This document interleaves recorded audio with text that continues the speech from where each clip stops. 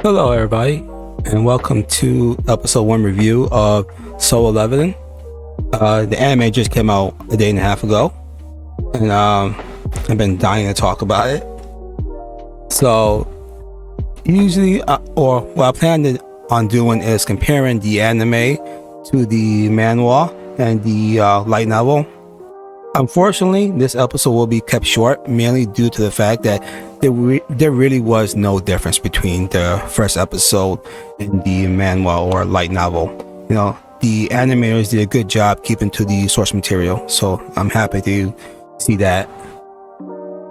And but real quick, the anime starts out with this scene of a bunch of monsters, the ants, fighting against a couple of adventurers in this undisclosed location. If you are a fan of the manhwa, you know where this is. I won't mention where it is. I don't want to give any spoilers, but you know where this is. But this is a raid that took 3 years ago, and our current day story in the anime is going to be taking place 3 years later. But yeah, this is just, I'm happy to see this. It does tell me that maybe we will get further into the story than I thought we would.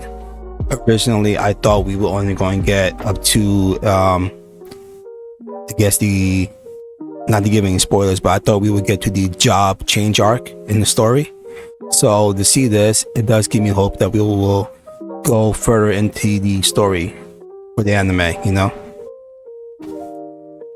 Now, where it picks up after this scene, we see our main character, Sun Jin-woon, going towards a construction site and joining up with some other adventurers to raid a dungeon. This right here is an image of a dungeon just showing up in the middle of nowhere. That's how they form. But we are introduced to a few characters along the way. One character is Joo-hee, who is a B-class healer. Another two characters are Mr. Kim and Mr. Park. These are side characters.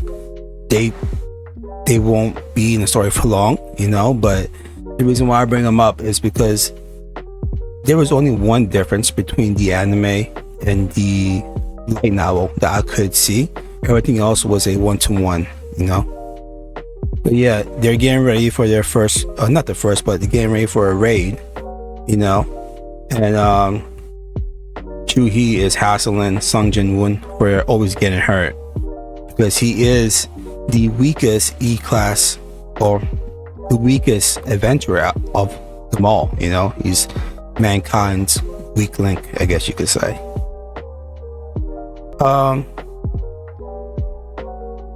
Yeah, so the difference that I spotted was when in the manhwa and this anime, Sung Jin-woon tells Joo-hee that in his last raid, he got really hurt, primarily because the party did not have a healer.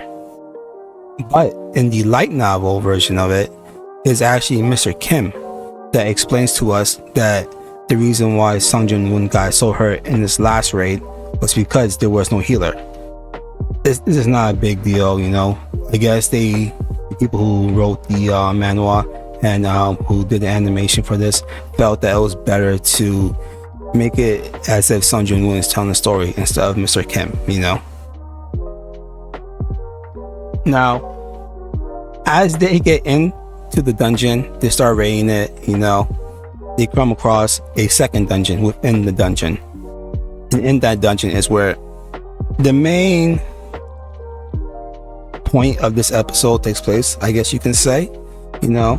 In this dungeon, they go into a somewhat room filled with statues, and in that room, they get trapped in there, and one of their party members gets killed by a statue, and Sung Jin-woon turns around to look at the biggest statue in the room, and then all of a sudden, you see his eyes light up, and he knew that, pardon my language, but he knew he was fucked when he saw that.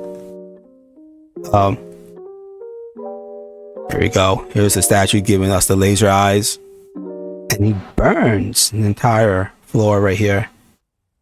One unfortunate soul got killed, and you can see the despair in his eyes right here, saying, "Oh my God, how are we going to fight this giant statue? We don't have any high-class adventurers here with us." You know.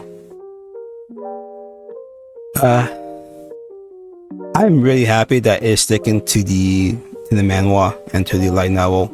You know, they are adding a few things here and there, but overall it is 1-to-1. I'm hoping they keep it that way, because I personally hope that we can get a few seasons out of this, not just one season. I want to see like 3, maybe 4 seasons if they can stretch it really good. Now, in the first episode, we get introduced, or not introduced, but we get shown a few characters here that, again, if you read the manhwa, you know who these are.